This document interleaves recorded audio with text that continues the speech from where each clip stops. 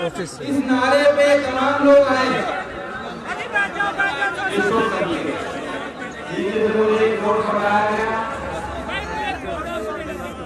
Party के चलना काम में नहीं।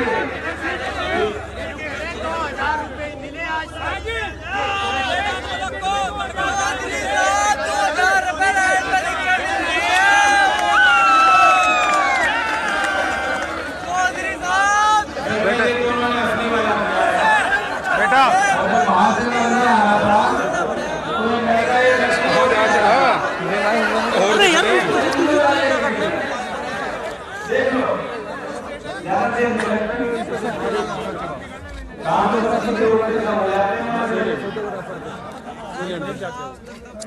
लेकिन ये सरकार को सोचना चाहिए कि जिस उद्देश्य के लिए आपने इतना बड़ा काम कर दिया, पूरा देश लाइन में लग रहा है। और ये यार तू कैमरे के देखिए, ये जो माहौल देश में चल रहा है, जिन मुद्दों पे चर्चा हो रही है, दो प्रमुख बातें जिन पे इन घटनाओं ने सबको सोचने पे मजबूर कर दिया। और आज सही अवसर है, चौधरी चरण सिंह जी की जयंती के पूर्व संध्या में हम यहाँ एकत्रित हुए हैं। पुरानी यादें आपकी आज कुछ ताज़ा हुई, जमींदारी की चर्चा हुई, चौधरी साहब की जो सोच थी, जमीन से जुड़े जो उनके कार्य थे, उन बातों को आप याद करो। समझ ही नहीं रहे कोई। जश्न मनाओगे, जयंती है, तो ऊपर कर लीजिए। मैं चाहता हूं कि आप सब अपने जब घर लौटो, आप खुश हो कि आज हमने 114 साल चौधरी साहब के जन्म को हो गए और हमने एहसास किया, महसूस किया कि आज भी जो उनकी विचारधारा है, उतनी प्रबल, उतनी ताकतवर जितने उस दिन थी जब हमें छोड़ के चले गए। आज भी हम अनाथ नहीं है, आज भी हम ताकतवर हैं, हमारा वजूद है। दो मुद्दे हैं। पहली बात तो ये है कि अब हम सबको सोचना पड़ेगा कि जिसे हम नेता बनाते हैं या कहते हैं कि हमारे नेता हैं, चुनाव होते हैं, चुनाव नेता का लेते हैं, सामाजिक मंचों पर उनका स्वागत करते हैं।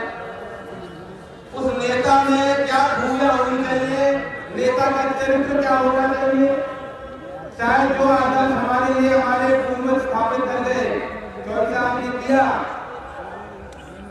अपने जीवन को एक उदाहरण बनाया। उनके जीवन परिचय को आप जानते हो भांति। उनसे अगर हम तुलना करें कि नेता की खूबी क्या होगी, सबसे पहली बात तो ये है कि नेता का दिल बहुत बड़ा होना चाहिए, विशाल विराट। जो गलत कार्य करते हैं, तो शोषण करते हैं गरीब का, उसके खिलाफ कोई नरमाई ना हो, सख्ताई से पेश आए, कड़ाई से पेश आए, अपने सिद्धांतों से समझौता कभी ना करें, लेकिन वही नरमाई भी होनी चाहिए अपने लोगों। चौधरी चरण सिंह जी के संबंध में एक पुस्तक लिखी है, माय डेज विद चौधरी चरण सिंह, और शर्मा जी थे उत्तर प्रदेश सरकार में, उनके साथ रहे सचिव होंगे। और ये चीज दर्शाता है कि चौधरी साहब ठीक है, लोग जो उनको जानते हैं, पुराने लोग बैठे, मेरे बुजुर्ग बैठे हैं यहाँ, चाचा ताऊ, कभी आप गए होंगे, उनसे मुलाकात आपने की होगी, अपनी मां दुख रखी होगी, वो आपसे नरमाई से पेश आते थे, लेकिन उनका गुस्सा भी था, लोग डरते नहीं थे कि अगर हम लोग गलत कार्य करेंगे तो अगर उनकी निगाह हम पे पड़ गई तो है नहीं, लोग ये ना, लेकिन उनकी भावुकता, जो आदमी समाज के अपने लोगों के आगे अपनी बात रखता हो, इतना भावुक हो जाए कि रो पड़े, पुरानी यादें मन में, गरीब की पीड़ा देख करके रो पड़े, ये भावुकता एक नेता में होनी चाहिए, क्योंकि ये दिखाता है कि आपका दिल आज भी है, आप देख रहे हैं, आप महसूस करते हैं, आम आदमी का दर्द आपके लिए दर्द है। तो उन्होंने उदाहरण दिया, शर्मा जी ने विकास में पुस्तक लिखा है कि लखनऊ में बैठे थे, रात में और कोठी से फोन आया कि भोजन तैयार है, चौधरी साहब को आप भेज आ जाए। तो वो कमरे में जैसे घुसे, उनको मालूम नहीं था कि चौधरी साहब के साथ कोई पुराने विधायक। तो शर्मा जी कहते मैं जैसे घुसने लगा तो चौधरी साहब ने मुझे देख कर रुकने को कह दिया, भागना कहा नहीं, तो भाग के जाने कर दिया। वो जवान बहुत संतोष के बाद 8-10 मिनट के बाद उन्होंने किसी और को भेजा नंबर का पता लगाने। तो चौधरी साहब ने उसको देखा, कहा कि इस वाले को ढूंढो। और कहा मैं तो बाहर बहुत डर रहा था कि डांट पीटेगी, कहा जाएगा कि मैं तो बोल रहा हूं तो तुम आए। लेकिन जब मैं गया तो चौधरी साहब ने कहा, मैंने हाथ से ऐसे इशारा कर दिया, आप बुरा मानेंगे। ये इस बात को समझिए, जो लोग आपके साथ काम करते हैं, एक एक व्यक्ति, एक एक सदस्य, देश के हर एक व्यक्ति के उनका जो प्रेम था, कितनी फिक्र वो करते थे, ये सामान्य चीज होती है। लेकिन ये उनका अनुशासन था, ये उनका लगाव था, कितनी बारीकी से वो सोचते थे हर चीज के लिए कि मेरा व्यवहार, मेरा काम, मेरे विचार ऐसे हो जिससे किसी को तकलीफ हो। और तुलना कीजिए, आज जो देश के प्रधानमंत्री मोदी जी हैं, स्वामी विवेकानंद जी की बहुत कहते हैं बातों को, कहते हैं मेरे आदर्श हैं। स्वामी विवेकानंद जी ने राजयोग में के संबंध में लिखा था कि राजयोगी वो हो सकता है जो हमेशा एक सोचे कि उनके विचारों से, उनके शब्दों से, उनके किसी कर्म से किसी और को कोई चोट। लेकिन आज हालात ये हैं, केंद्र सरकार ने फैसला लिया, कहते हैं कि देश हित में है, लेकिन देश राष्ट्रवाद का मतलब क्या है, अर्थ क्या है? क्या राष्ट्रवाद वो है जो भावना जो दिखता है वही दिखता है? ये दूसरा विषय है, राष्ट्रवादी कौन? इससे हमें और आपको सोचने में मजबूर कर दिया है।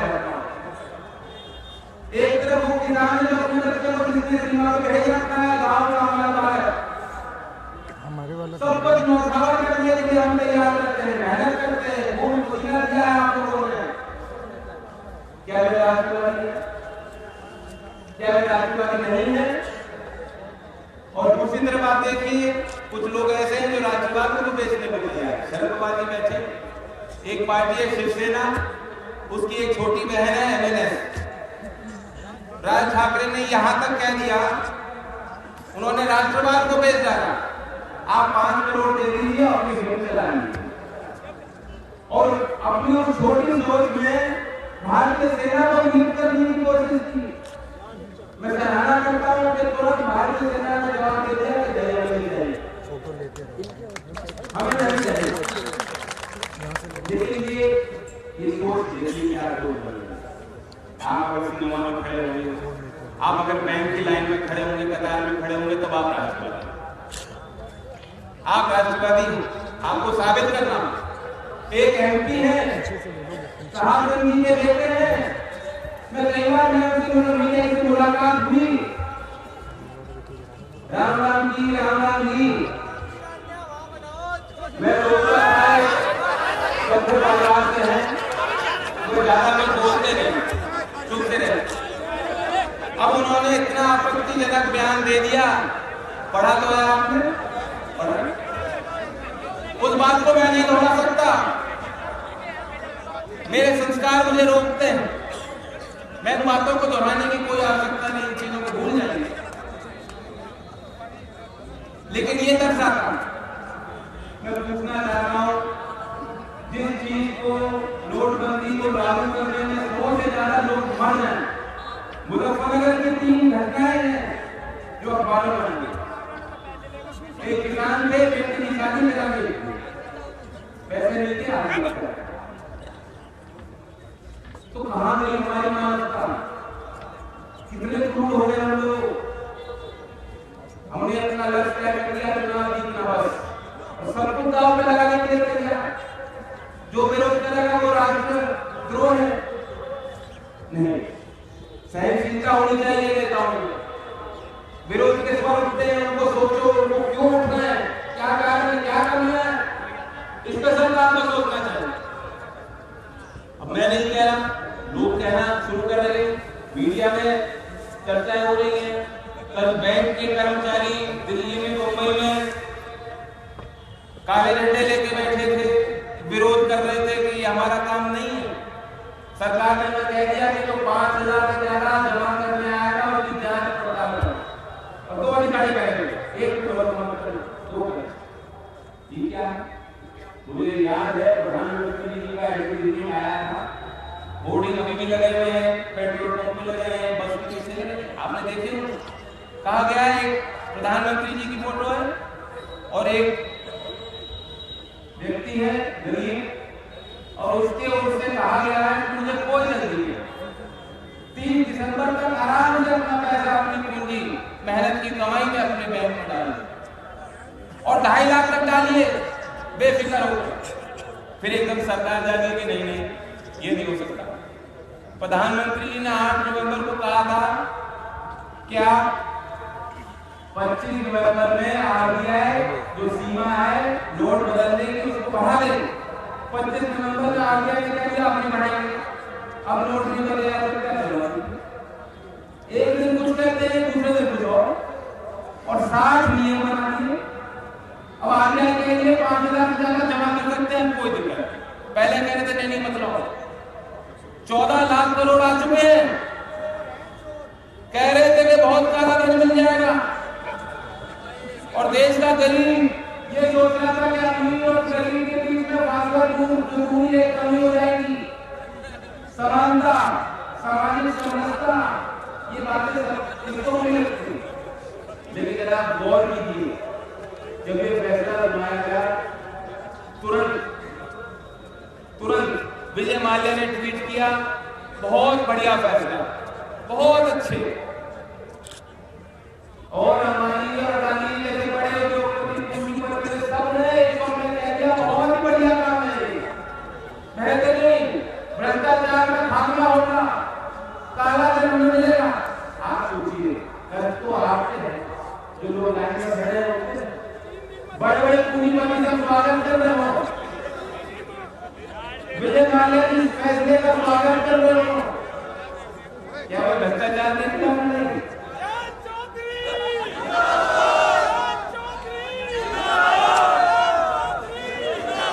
चौधरी चरण सिंह जी कहते थे भ्रष्टाचार ऊपर से नीचे बहता है। अगर खात्मा करना था, अगर करना था तो ऊपर करके। सरकार जानती है कौन लोग हैं, ये जानता है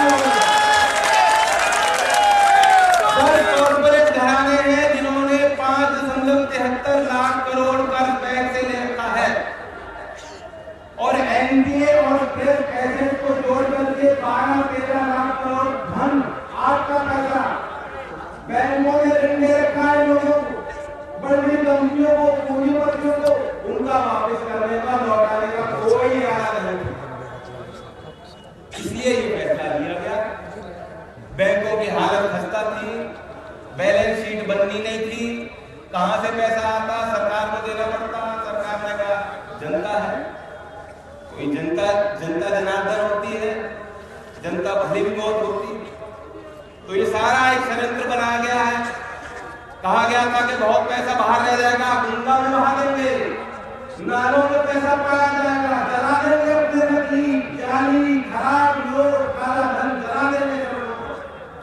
तो ये 14 लाख करोड़ पैसा जो आपके बैंकों में आ गया,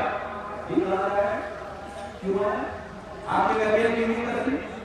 अब रोज खबर होती है कहीं से 20 लाख, कहीं से 50 लाख, कहीं से 1 करोड़, कहीं से 4 करोड़, कहीं से 100 करोड़ अभी से लोगों के हाथों में आ गए।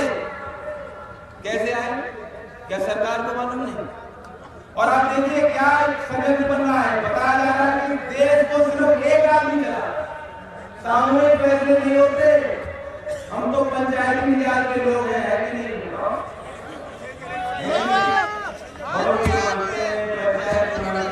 सामूहिक फैसले को मानते हैं। सरकार कांग्रेस पैसे तो नहीं डालेगी। मैं दावा करता हूँ, मैं कहता हूँ सरकार को जो कैबिनेट मीटिंग नोट आरबीआई का जो सुझाव था वे देश के जनता के समाज सदन के पटल में रख के दिखाया कि हमने क्या चर्चा की थी, क्यों फैसला किया। सच्चाई देश के सामने होनी चाहिए।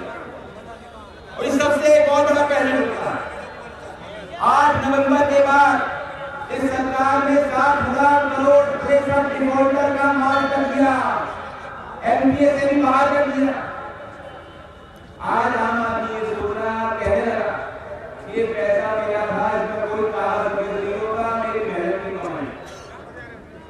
यहाँ जो लोग हैं वो किसानी से जुड़े हैं, किसान में कोई काला नहीं बना रखा, या तो ये काम में ऐसा नहीं है अवैध काम करता हो, कोई स्मगल नहीं, कोई माफिया नहीं है, बताओ है कोई?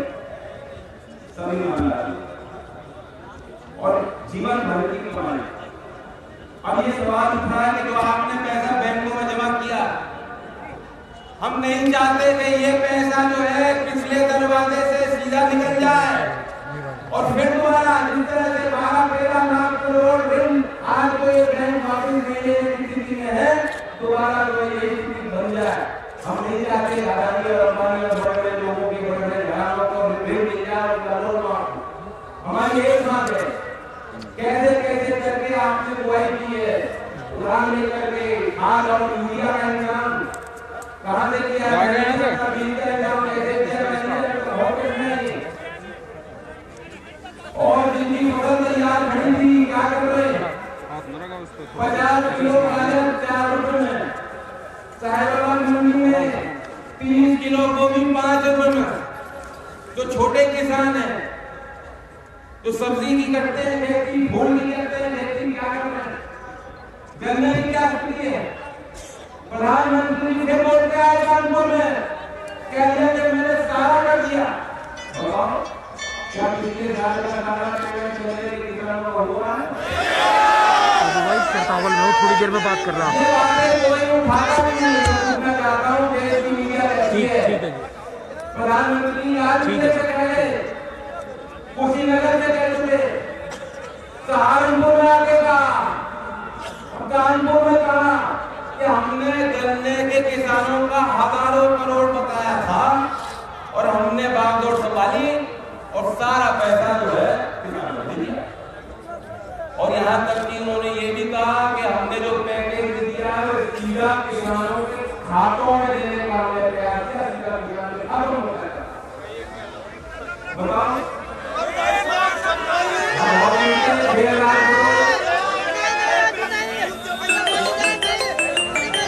आप इस चीज को समझ लो। आप देख लो अपने आपके साथ कौन बैठा है, दाएं में कौन बैठा है, बाएं में कौन बैठा है, आगे कौन बैठा है, पीछे कौन बैठा है।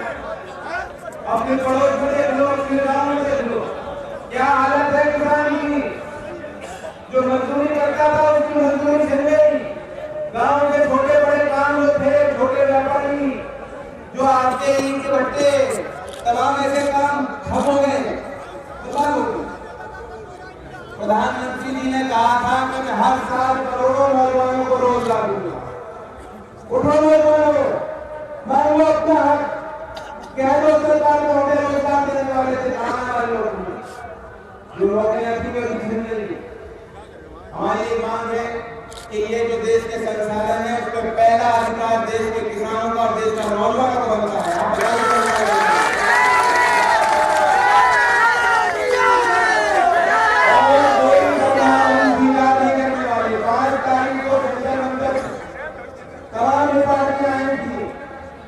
आपके मांग का समर्थन उन्होंने किया, पार्लियामेंट में मुद्दा उठाया और राष्ट्रपति के पास तमाम जो दफ्तर हैं उनको दफ्तरों के आगे दरवाजों खटखटा कर ये लोग गए, लेकिन सरकार को अभी भी एहसास नहीं है। वो अभी भी ऊंची उड़ान भर रहे हैं और मोदी जी ताली बजा रहे हैं कि सारे काम फोन से हुआ करेंगे। मजदूर को पैसा फोन से मिला रहे हैं, लेकिन 70 करोड़ देश में ऐसे लोग हैं जिनके पास मोबाइल फोन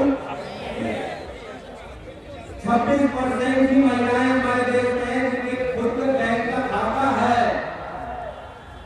ये फैसला सीधा प्रभाव उसका महिलाओं के ज्यादा खराब पड़ेगा।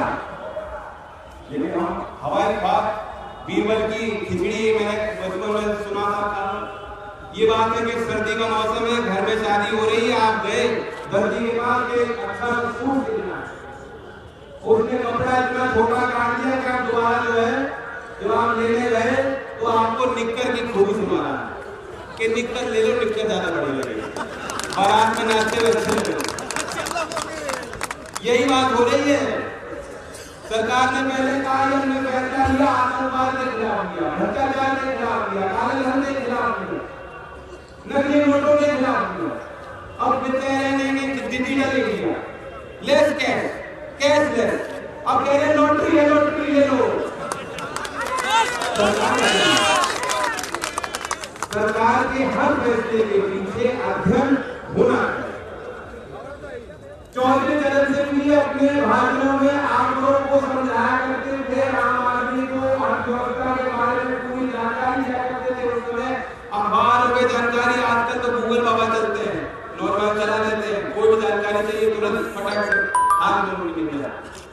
वे जमाना नहीं। क्यों आंकड़े समझाते थे तो सर? वे चाहते थे कि आप लोगों से जुड़ो, व्यक्तित्व की पूजा ना करें, एक व्यक्ति की पूजा ना करें। जब भारतीय जनता पार्टी ने 5% कहते हैं कि छापेमारी जो हो रही है क्योंकि बैंक के नीचे कैमरा लगाया और मोदी जी हर कैमरे को देख रहे हैं, हर कैमरे को देख रहे हैं, हर भ्रष्टाचारी में मोदी जी की नजर। इस सरकार ने मोदी को संस्थाएं बनाई, उनको फिक्र थी मेरे जानेदार क्या होगा।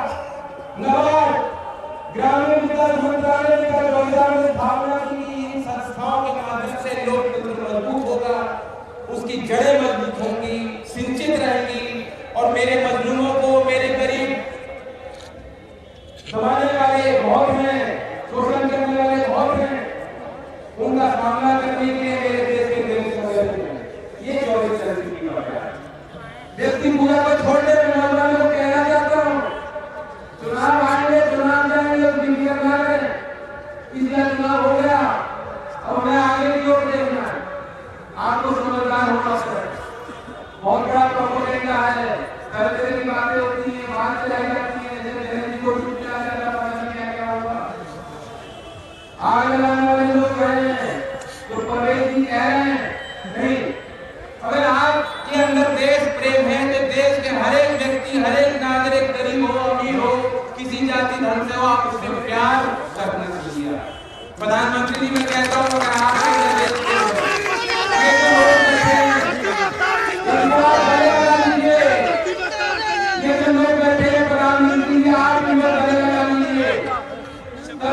के अपना देश प्रेम साबित करता है।